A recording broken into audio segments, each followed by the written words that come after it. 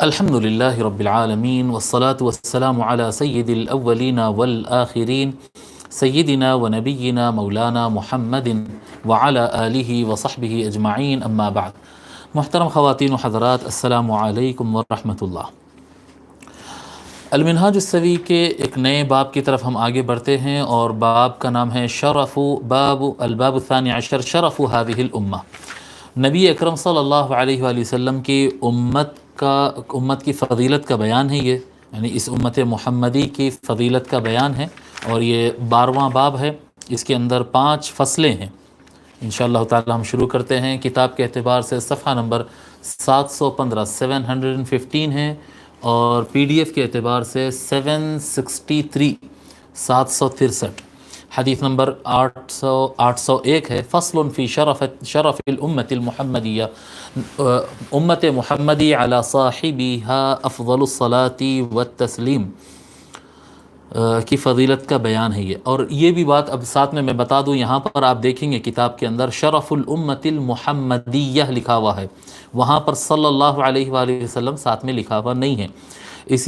یہ بہت ایک مسٹیک ہے کچھ لوگ کے اندر. کچھ لوگ کو یہ نہیں معلوم رہتا ہے، وہ غلطی کرتے ہیں. یہ سمجھتے ہیں کہ جہاں پر لفظ نبوی یا مصطفوی یا محمدی آتا ہے وہاں پر صلی اللہ علیہ وآلہ وسلم کہنا ہوتا. ایسا نہیں ہے.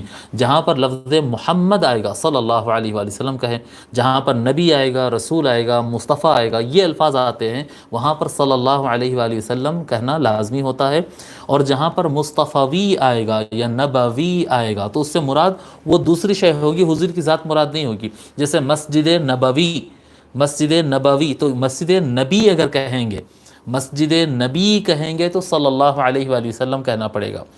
جی، آل محمد یا اہل محمد یا حدیث محمد یا مسجد محمد صلی اللہ علیہ وآلہ وسلم کہنا لازمی ہوگا. لیکن اگر مسجد محمدی کہیں گے تو صلی اللہ علیہ وآلہ وسلم کہنا لازمی نہیں ہوتا. اور اگر کہنا چاہیے، بہتر ہے، افضل ہے. اگر کوئی کہنا چاہتا ہے تو اسے چاہیے کہ وہ علی صاحبہ افضل الصلاۃ والتسلیم یا علی صاحبہ الصلاۃ والسلام کہنا ہوگا، کہ مسجد نبوی جس مسجد کے مالک نبی اکرم صلی اللہ علیہ وسلم ہیں ان پر درود و سلام ہو. مسجد نبوی علی صاحبہ، اس مسجد والے پر درود و سلام ہو. سمجھ میں آ رہی بات؟ حدیث شریف، حدیث نبوی علی صاحبہ الصلاۃ والسلام، علی صاحبہ وآلہ الصلاۃ والسلام.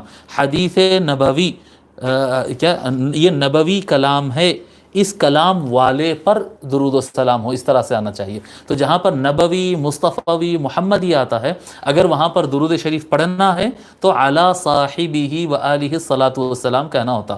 یاد رکھ، اتنا جملہ یاد کر لیجئے، علی صاحبہ وآلہ الصلاۃ والسلام، علی صاحبہ وآلہ الصلاۃ والسلام، اس طرح سے کہنا ہوتا. اور اگر حضور کا نام آئے یا منصب اگر آتا ہے براہ راست تو وہاں پر سیدھا صلی اللہ علیہ وآلہ وسلم کہنا ہوتا.